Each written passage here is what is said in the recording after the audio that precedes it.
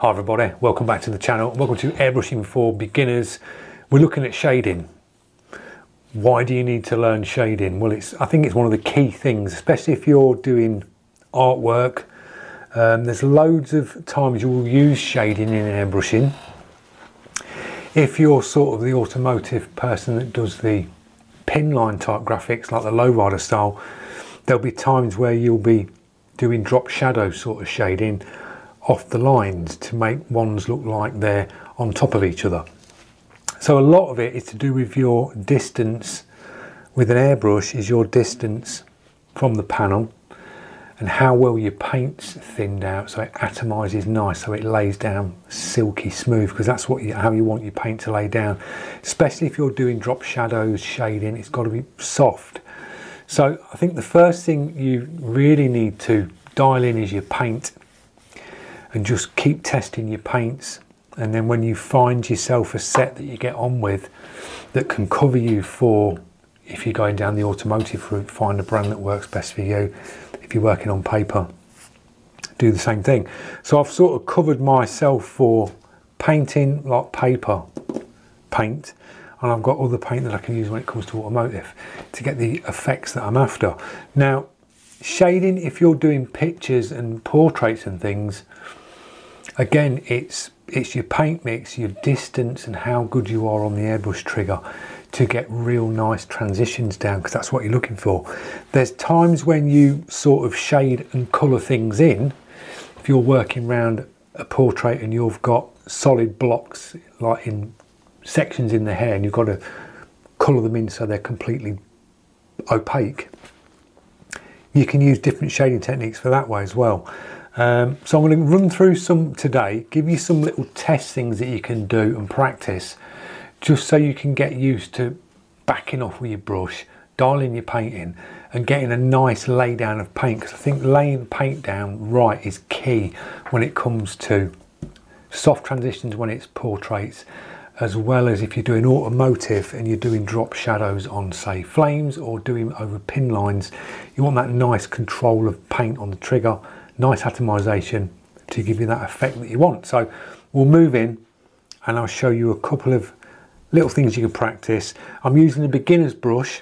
We're going to use the Galleria GH80 98. So this one is like the next one up from the very beginning one, but it will do for the job, and it's a budget brush that a lot of people probably got. So I wanted to do this with like a lower end brush for you guys, so you can see how to shade. So let's crack on. Right guys, we've got the brush. Now, air pressure on the main line set on 20. So that's 20 PSI fully out, but I'm going to bring that down a bit. Around there. Take the crown cap off. Now, this brush is I'm sure it's a 0, is it a 3.5? I'm not sure on this. Right, I've dropped some of I've got some FW, like a black grey mix. Just going to thin this down a bit, back bubble it. If you want to back bubble your airbrush, just pinch over the front, over your needle, close it off, and just lightly pull back on the trigger. And don't do what I just do, pull too much back when you've got inking, because it's really thin. So I'm just going to pull that through. Now, that mix at that air pressure, that's low, probably needs to come up a bit.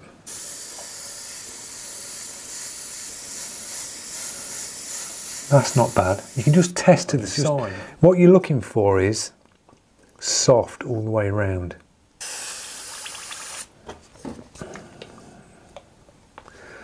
Drop a little bit more paint thinner in there.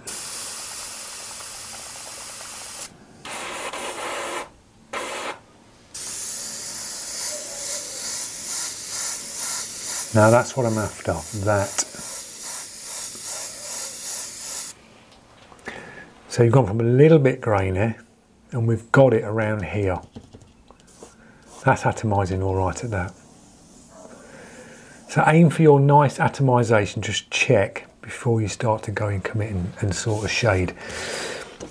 Now, say you was doing a cube on your piece of artwork and you wanted it shaded in, how I tend to do shading when I'm doing pieces of artwork is I will frame it. So I usually hold a shield up. If I'm working on a portrait, I would go up to the edge of that like that. So you've got that real nice sharp edge, and then you can just see that paint fade coming in. So if you wanted to colour something in, you could go around all the edges like that.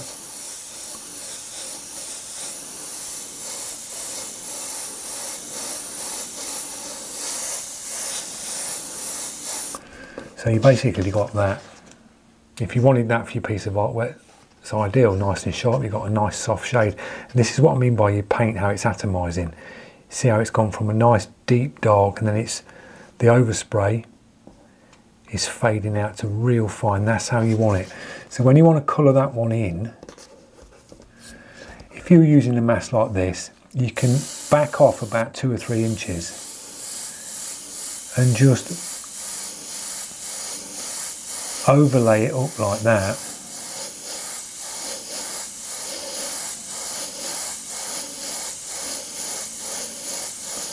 And just look at what your paint's doing.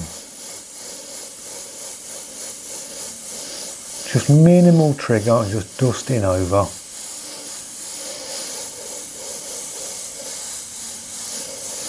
Like that. And then you've got a real nice, even, shaded in area. So you can do it that way using shields. But you can also do that type of look if you were to use a shield like this. Say you was coming round the bottom part, sort of a face, and you was coming round. You've got the nice sharp edge, or say a nose, and then you wanted to just roll off that. You back off.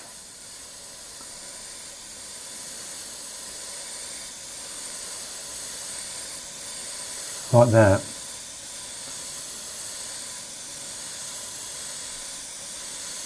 And you can get that nice soft shade from that dark. So you can start in the dark edge. If you wanted to tone that down again, you're basically just coming off that shape and working up. Like that. So you're getting that nice overlay. So I'm literally just doing minimal trigger and just on and off with the trigger, nice and soft, and just laying the paint down really nice. And it's just key that you've got to get, if you've got your paint mix nice, you'll get this really easy with the airbrush, because the airbrush will just do it. If it's nice thin paint, they just perform really, really well. So if you're doing a circle, to give it the 3D type look, you can shade the bottom. So just doing it on and off the trigger, backing off. It's your distance. If you want to get real close and shade, you go further in, you're going to get a darker pass. So you can start your ball off like that, and then just back off. You're doing the same technique on and off the trigger. But as you work your way up, you're just putting less and less paint down.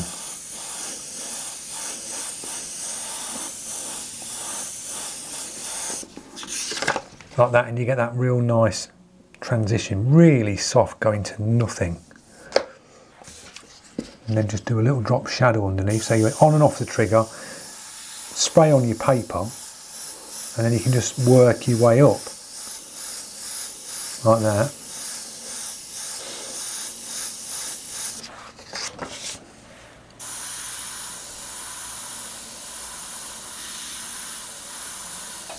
You can shade away the same, just using the, you're basically doing the dagger stroke movement. You're sort of going on and off, so you're getting that nice soft, it's the point to point you're after with your shading. But a lot of it, as I say, is air pressure, is checking your paint first, getting it to atomise so it's nice like that, and then when you move in, just on how good you are on the trigger, putting it on and off. That's all it is, because I'm putting minimal paint down now.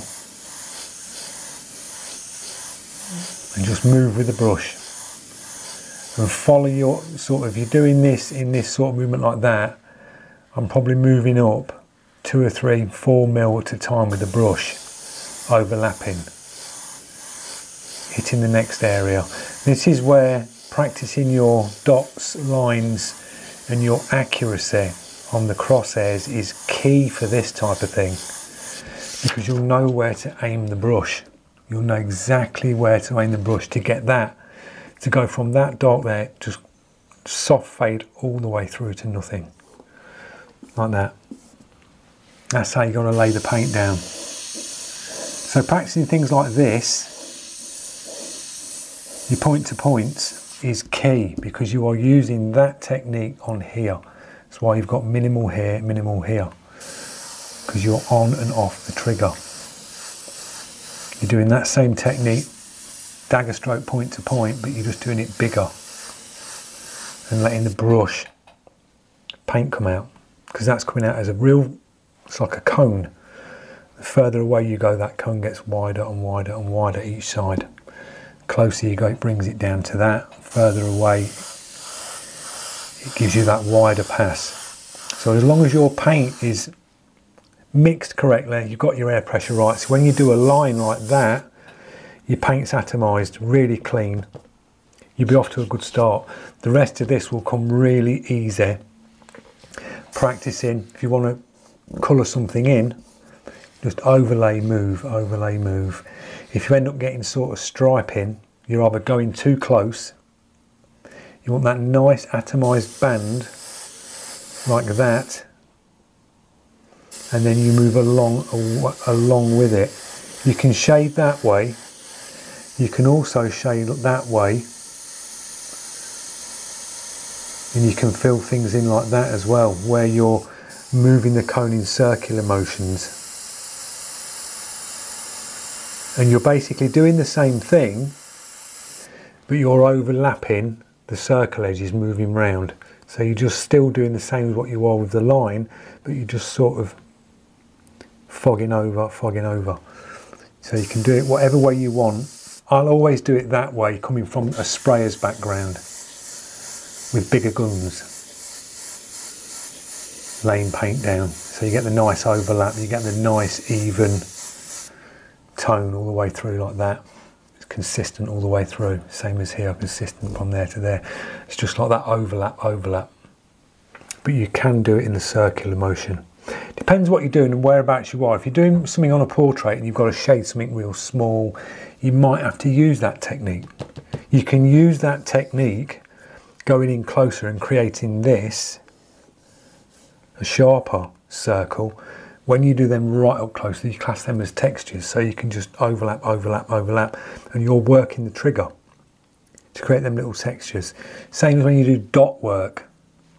When you're practicing your dots on your crosshairs and you go up and you practice your dots, when you do dot textures, you're doing the same thing, but you are bouncing on the trigger like really quick, like really fast, minimal paint, and you can create loads and loads of flick dots, and that can create textures as well. So learning this is key, definitely key for shading things. Learning your shading and understanding how the paint lays down is key. First off is your paint, then it's your pressure. Check them two to the side so you get nice atomisation, and then practice some simple things like this where you hold things up and just do like a light source coming that way. So your darkest part is here. So this will practice your overlaps, and it will show you how good you are on and off the trigger by this softness from point to point here. Same here, point to point. And then when you're colouring in, do your overlaps. Guarantee when you first start, you'll start getting tiger stripes. And that'll be because you're either too close, you need to back off. You need like the maximum sort of spray pattern out the brush at about 3-4 inches. So say around there, away, 3 or 4 inches away, you'll see how wide it is. If you're getting about an inch and a half, you're good. An inch max, probably under, is good. And then you can just move over slightly, 50-50 overlap, just real soft. Keep the distance. Remember how much paint you're putting down on the first stroke. So you know on the pass you're going back about 2 or 3 mil. You can sort of feel it and lock your finger off when you go down, and then you're just moving along over the top of it. So you're keeping the same amount of paint and just moving over. If you have to use the adjuster at the back, do a pass with your brush, set this at the back so your trigger goes so far back. So every time you do a pass, you'll be getting the correct amount of paint. That's another way you can do it. And then all you've got to do is press down, pull back for air, move. Start moving. Your trigger will only go so far back. Get your distance and you'll colour it in clean like that. There won't be no striping in it. It'll be nice and clean because you've kept consistent distance and overlap, and it's just give it a nice pass. Same as this. Consistent distance I was doing and bringing the overlap up, and it gives you that soft transition like that. So I hope this has helped. Little test things like that. Cut yourself a square out, a piece of card, just have a go at filling things in. Circles are great. Practice your shading that way. So there you go. I hope it's helped, guys. Sort of went on a bit of a tangent, but once you get it down, testing your paint to the side, nice consistency of paint, so it atomizes smooth, silky, goes down really nice and soft. This part is basically mastering your trigger and checking your distances on where you are from the paper and your air pressure. Then it's just mastering that little bit, and you'll get better at that very quick. Once this is down, getting this right will make this bit a lot easier. It really will. And just practice them simple things and your shading will come on leaps and bounds. So hope you enjoyed the video. Drop your comments, like, shares, it all helps the channel, guys, and I will see you lot in the next one. Thanks for watching.